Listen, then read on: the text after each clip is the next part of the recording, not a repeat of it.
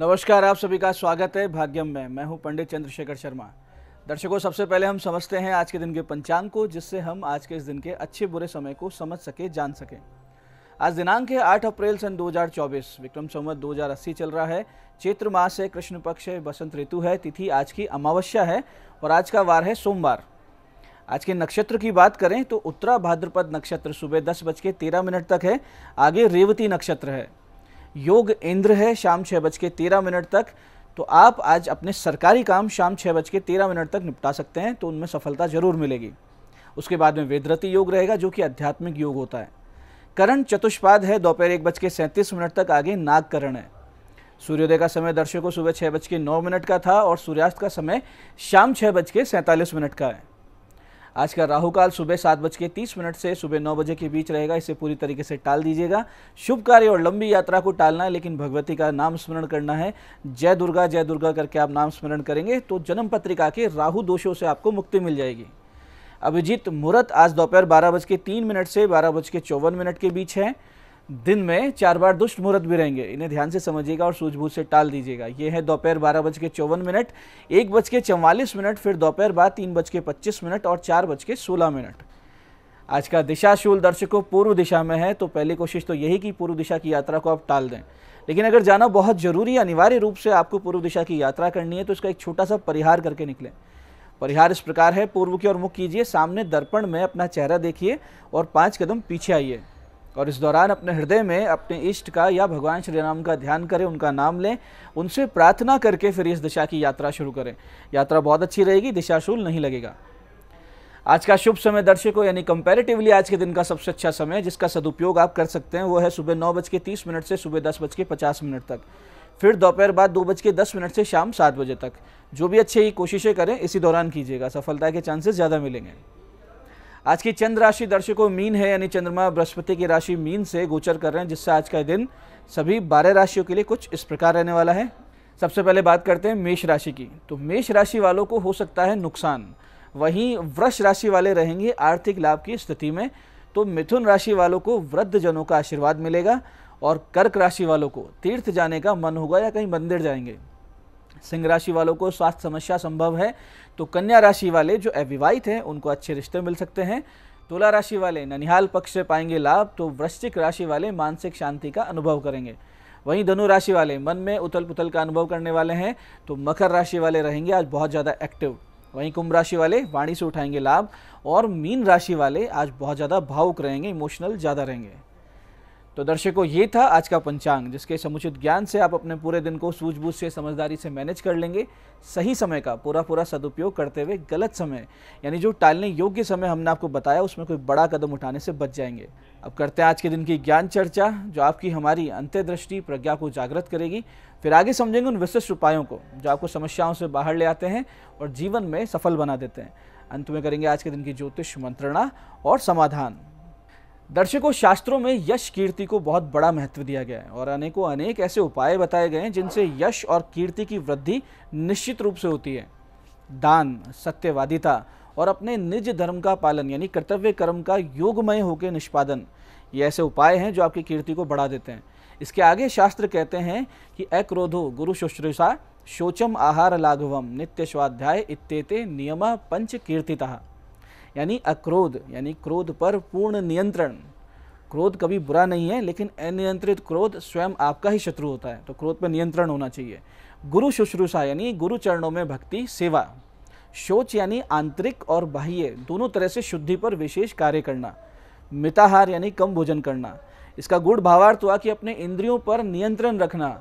और नित्य स्वाध्याय यानी अपने विद्या, अपने स्किल्स पर काम करना, स्वयं की प्रतिभा को निखारते चले जाना। ये 5 नियम अगर आपने जीवन में बना लिए, अपने व्यक्तित्व में उतार लिए, तो निश्चित रूप से आपकी कीर्ति, आपका यश और आपकी प्रसिद्धि बनेगी ही बनेगी। आज की ज्ञान चर्चा का ये सार है कि आप ये 5 गुण अपने व्यक्तित्व में समाहित करें। अब बात करते हैं उन विशिष्ट उपायों पर जो आपकी सभी प्रकार की समस्याओं के समाधान बहुत ही सरलता से करते हैं और जिन्हें करके असफलता को बहुत पीछे छोड़ते हुए सफलता की ओर आप दृढ़ता से, तेज गति से अग्रसर होते हैं। सबसे पहले बात करते हैं उनकी जिनका जन्मदिन है। तो जिनका जन्मदिन है, आज आप सब कच्चे दूध में गंगा जल मिलाकर भगवान शिव जी का अभिषेक करें। शिव सहस्त्र नाम का पाठ मंदिर में बैठ के करें और इसके साथ ही 27 माला राम नाम की करके उसका फल शिव जी को दे दें और पितृ शांति का आशीर्वाद मांगे, यानी हे शिव जी हमारे पितरों को शांति मिले, इस प्रकार से आशीर्वाद मांगे। दोपहर 1:30 से 2:30 के बीच छोटे छोटे बच्चों में सफ़ेद मिठाई बांटेंगे तो आने वाला वर्ष बहुत ही सुंदर योग कारक बीतेगा, इसमें कोई संदेह नहीं। ऐसे दर्शकों, जो लोग ग्रह पीड़ा से बहुत ज़्यादा परेशान चल रहे हों या सब तरफ से जिनके संकट बढ़ते जा रहे हों और पितृदोष, देवदोष आदि से जो लोग बहुत ज़्यादा दुखी हो चलें, ऐसी किसी भी विकट स्थिति में आप शरण लीजिए महादेव की और फिर शुरू कीजिए एक विशेष पूजन। इसके लिए नित्य शिवालय जाएं, पंचोपचार से शिव जी का पूजन करें, शिवलिंग पर कच्चा दूध, इत्र, गंगा जल अर्पित करें और नित्य 35 मिनट इस विशिष्ट मंत्र का जाप करें, मन लगाकर ध्यानपूर्वक बिना गिने। कुछ ही दिनों में चमत्कार आपको स्वयं दिखने लगेगा और जीवन में बहुत से सकारात्मक परिवर्तन होने लगेंगे। जो मंत्र जाप करना वो इस प्रकार है, ध्यान से समझिएगा। ओम भूत भावनाय उन्मत्त वेश प्रचन्नाय सर्वलोक प्रजापतये नमः। फिर से समझते हैं मंत्र। ओम भूत भावनाय उन्मत्त वेश प्रचन्नाय सर्वलोक प्रजापतये नमः। पूरे मन से मंत्र के अर्थ को हृदयगम करते हुए, ध्यान करते हुए और जप करें, महादेव की कृपा निश्चित रूप से होगी। ऐसे दर्शकों, जिन लोगों की जन्म पत्रिका में पितृदोष हैं वो आज सुमति पितृकार्य अमावस्या पर विशिष्ट पूजन कर इस समस्या से निजात पा सकते हैं। इसके लिए आज आप पितृगणों के निमित्त एक लघु अनुष्ठान करवाइए अपने घर पे, यानी तर्पण करवा लीजिए, किसी योग्य पंडित जी को बुलाकर एक छोटा सा लघु तर्पण करवाइए। साथ ही आज आप कीजिए 27 पाठ गणेश शतनाम स्तोत्र के और प्रार्थना कीजिए गणपति से, जो गणाधिपति है, गणों के अधिपति है, कि आप पितृगणों को शुभ फल प्रदान करें। इसके बाद आज आप शिवालय जाकर कच्चे दूध और गंगा जल से शिव जी का अभिषेक करें। वहीं बैठकर अपने पितृगणों का ध्यान कर आधा घंटे मन ही मन इस मंत्र का जाप करें। मंत्र ध्यान से समझिएगा। मंत्र इस प्रकार है। ओम पितृगणाय विद्महे जगत धारिणी धीमहि तन्नो पित्रो प्रचोदयात्। फिर से समझते हैं। ओम पितृगणाय विद्महे जगत धारिणी धीमहि तन्नो पित्रो प्रचोदयात्।